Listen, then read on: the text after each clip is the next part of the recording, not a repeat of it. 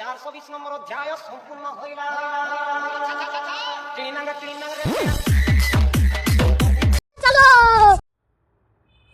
Hello ସାଙ୍ଗମାନେ ନମସ୍କାର। କେମିତି ଅଛନ୍ତି? ନିଶ୍ଚୟ ଭଲରେ ଥିବେ। ଆଉ ମୁଁ ବି ଭଲରେ ଅଛି। ଆଉ କେମିତି ସବୁ ଅଛନ୍ତି? ଗାଁରେ ବର୍ଷା ହେଉଛି ବୋଲି ଶୁଣିଥିଲି। ମାଆକୁ ସକାଳୁ ଫୋନ୍ କରି କଥା ହେଇଥିଲି 5:30 ବେଳୁ। ଆଉ ବର୍ତ୍ତମାନ ମାଆ ତ ଭଲରେ ଅଛନ୍ତି। ଭଗବାନ ମଙ୍ଗଳ କରନ୍ତୁ ସମସ୍ତଙ୍କ ମାଆଙ୍କୁ ଆଉ ଫ୍ୟାମିଲିକୁ ଖୁସି ରଖନ୍ତୁ, ଏତିକି ମୁଁ ପ୍ରାର୍ଥନା କରିବି। ଆମେ ପାଖରେ ନାହିଁ ଭାଇ, ଆମେ ବହୁତ ଦୂରରେ ଅଛୁ, ଯେଉଁଟାକି କହିବା ଅସମ୍ଭବ ଜିନିଷ। ତ ମୁଁ ସମସ୍ତଙ୍କୁ ଅନୁରୋଧ, ଭାଇ ଆପଣମାନେ ଭଲରେ ପାଠ ପଢ଼ନ୍ତୁ ଆଉ କ୍ୟାରିଅର୍ ବନାନ୍ତୁ। ଭାଇ ଲାଇଫ୍ରେ ଫେଲିୟର୍ ହିଁ ଲାଇଫ୍ରେ କଷ୍ଟ। ସେଥିପାଇଁ ଆପଣ ଫେଲିୟର୍ ହେବା ପାଇଁ ଯଦି ଫେଲିୟର୍କୁ ହିଁ ଆପଣ ନିଜର କରନ୍ତୁ, ତାହେଲେ ଆପଣ ସକ୍ସେସ୍ ପାଇବେ। ନହେଲେ ବହୁତ କଷ୍ଟ ଲାଇଫ୍ରେ, ଏତେ ସହଜ ନୁହଁ ଭାଇ ଲାଇଫ୍ରେ।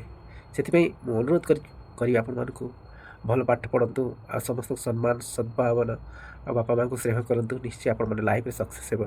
ମୁଁ ଏତିକି ଆପଣମାନଙ୍କୁ କହିବି, ଲାଇଫ୍ରେ ସକ୍ସେସ୍ ହେବା ପାଇଁ ଏଇଟା ହିଁ ଆପଣମାନଙ୍କୁ କର୍ଣ୍ଣମନ୍ତ୍ର ଭାଇ। ଆଉ ଆବଶ୍ୟକ ବନ୍ଧକୁ ଆପଣମାନେ ହେଲ୍ପ କରନ୍ତୁ, ନିଶ୍ଚୟ ଖୁସି ହେବେ। ତାହାଠୁ ବଡ଼ ଖୁସି ଦୁନିଆରେ କିଛି ବି ନାହିଁ। ଆପଣ କରିକି ଦେଖନ୍ତୁ, ଯିଏ ଅନ୍ୟ ଖୁସିରେ ଖୁସି ହେବ ନା, ତାହାଠୁ ବଡ଼ ଖୁସି ଦୁନିଆରେ କିଛି ବି ନାହିଁ।